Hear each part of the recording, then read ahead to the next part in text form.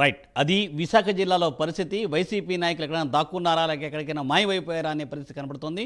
అలాగే ఇప్పుడు చిత్తూరు జిల్లా నుంచి మా ప్రతినిధి హరిబాబు లైన్లో ఉన్నారు. హరిబాబు, చిత్తూరు జిల్లాలో పరిస్థితి ఎలా ఉంది? వైసీపీ ఎమ్మెల్యేలు మర్చిపోయారా? అసలు వైసీపీ మాజీ ఎమ్మెల్యేలు, మంత్రులు అసలు ప్రజల గురించి పట్టించుకోవడం మర్చిపోయారా ఏంటి?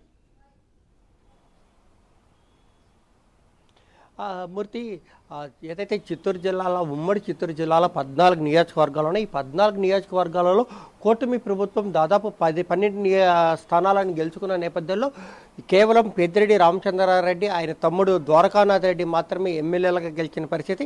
పెద్దిరెడ్డి రామచంద్రారెడ్డి గెలుపొందినప్పటికీ మదనపల్లె ఏదైతే సబ్ కలెక్టర్ ఆఫీస్ కార్యాలయంలో అగ్ని ప్రమాదం జరిగిందో ఆ తర్వాత జరిగిన పరిణామాలతోటి పెద్దిరెడ్డి అజ్ఞాతంలోకి వెళ్ళిపోయినాడని చెప్పాలి.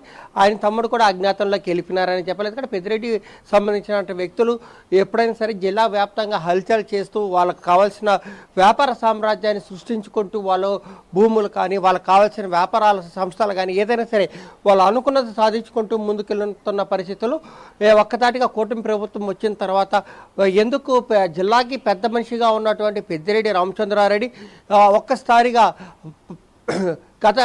గతంలో జరిగిన ఎన్నికల్లో 11 స్థానాలు గెలిపించిన పెద్దిరెడ్డి రామచంద్రారెడ్డి ఈసారి కేవలం తన తమ్ముడిని మాత్రమే గెలిపించుకోగలిగిన పరిస్థితిని కిందకి దిగారిపోయారు అన్నది కూడా పార్టీలో ఒక పెద్ద స్థాయిలో చర్చ జరుగుతుందని చెప్పాలి.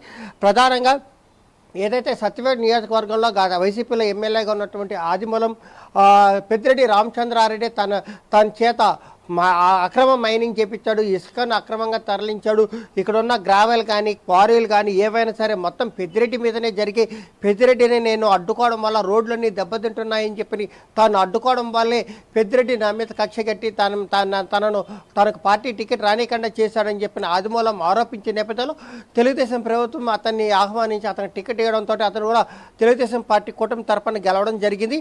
అయితే అదే స్థానంలో ఇప్పుడు పెద్దిరెడ్డి రామచంద్రారెడ్డికి పూర్తి స్థాయిలో ఏదైతే జగన్కి బినామీలుగా ఉన్నటువంటి వ్యక్తులు ఆ ప్రాంతంలో కూడా అక్రమ మైనింగ్ చేసినట్టు ఆరోపణలు పెద్ద స్థాయిలో వినిపిస్తున్న నేపథ్యంలో వీటన్నిటికీ పెద్దిరెడ్డి రామచంద్రారెడ్డి జిల్లాలో ఉన్నటువంటి తిరుపతి, చంద్రగిరి, నగిరి మినహా మిగిలిన అన్ని నియోజకవర్గాలను తన చేతిలో పెట్టుకొని అన్ని ప్రాంతాల్లో తాను చెప్పిందే వేదంగా జరిగేటట్టు ముందుకు నడిచాడని చెప్పిన ఆరోపణలు వినిపిస్తున్న నేపథ్యంలో తాజాగా జరిగినటువంటి రెవెన్యూ శాఖ విచారణలో కూడా తిరుపతి, చంద్రగిరి అలాగే శ్రీకాళహస్తితో పాటు మదనపల్లి, పొంగనూరు, తంబలపల్లె, పీలేరు ప్రాంతాల్లో పెద్ద ఎత్తున ప్రభుత్వ భూములను అన్యాక్రాంతం చేసుకొని ఆయన తన భార్య పేరుతోటి తన కుటుంబ సభ్యుల పేరుతో పెట్టుకున్నాడు.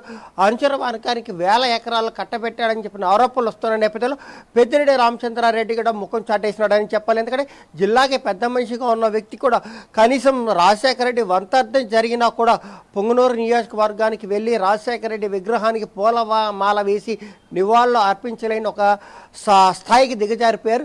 కేవలం ఇంటిలోనే తన సొంత ఇంట్లో తిరుపతిలో ఉన్నటువంటి సొంత ఇంట్లోనే రాజశేఖర రెడ్డి విగ్రహాన్ని పెట్టుకొని ఆయన తమ్ముడు తమ్మలపల్లె ఎమ్మెల్యే ద్వారకానాథ్ రెడ్డి అక్కడ పూలమాలలు వేసి పూలు చల్లి నివాళులు అర్పించే ఒక స్థాయికి దిగజారిపోయారు. దీంతో పార్టీలో ఉన్నటువంటి నాయకులు, కార్యకర్తలు కూడా వీళ్ళని నమ్ముకుంటే తాము ఏ రోజైనా ఇబ్బంది పడతాం మాకెందుకని చెప్పని ఒక్కొక్కరుగా ఇప్పటికే విదేశాలకి పారిపోయే పరిస్థితికి వచ్చింది. ఆల్రెడీ పెద్దిరెడ్డి వ్యక్తిగత సహాయకుడుగా ఉన్నటువంటి తుకారాం ఇప్పటికే అమెరికాకి వెళ్ళిపోయినట్టు తెలుస్తోంది. అలాగే ఆ గతంలో మున్సిపల్ వైస్ చైర్మన్గా ఉన్న షమీం అస్లాం కానీ మా మదనపల్లికి సంబంధించిన చాలామంది కీలకమైన నేతలందరూ ఇప్పటికే దుబాయ్ కానీ లండన్ కానీ అమెరికా ఇతర దేశాలకు వెళ్ళి అక్కడ ఉన్నట్టు తెలుస్తోంది. అలాగే డిప్యూటీ సీఎం నారాయణ స్వామి ఏదైతే అబ్కార్కి మినిస్టర్గా ఉన్నటువంటి డిప్యూటీ సీఎం నారాయణ స్వామి కూడా ఈరోజు ప్రజల్లో ఆయన తిరుగుతున్నప్పుడు ప్రతి ఒక్కరి మీద తనని ఎవరన్నా ప్రశ్నిస్తే వాళ్ళందరి మీద కేసులు పెట్టిన నారాయణ స్వామి కూడా ఈరోజు ఇల్లు జర్మనీ తప్ప వేరే ప్రాంతానికి వెళ్ళే పరిస్థితి లేని పరిస్థితి ఒకటి క్రియేట్ అయింది. అలాగే జబర్దస్త్ తోటి హంగామా సృష్టించినటువంటి రోజా ఏదైతే రోజా ఉన్నారో ఆ రోజా నగిరి నియోజకవర్గం నుంచి ప్రాధాన్యత వహిస్తూ జగనన్న చేతి మీద ఉన్నటువంటి వెంట్రుకను కూడా పవన్ కళ్యాణ్ పీకలేడని చెప్పుకుంటూ సవాలు విసినటువంటి రోజా కూడా ఈరోజు కేవలం నగిరి నియోజకవర్గం లోకి రావడానికి కూడా ఇబ్బంది పడే పరిస్థితి వచ్చింది. కేవలం ఆమె తమిళనాడులో ఉంటూ తమిళ ఛానల్కి సంబంధించినటువంటి ఏదైతే ఆర్టిస్ట్గా తనకి ఏమన్నా అవకాశాలు దొరుకుతాయని చెప్పని అక్కడ ఎత్తుకున్న పరిస్థితి అయితే కనిపిస్తోంది. Murthy, thank you Haribabu, thanks for update.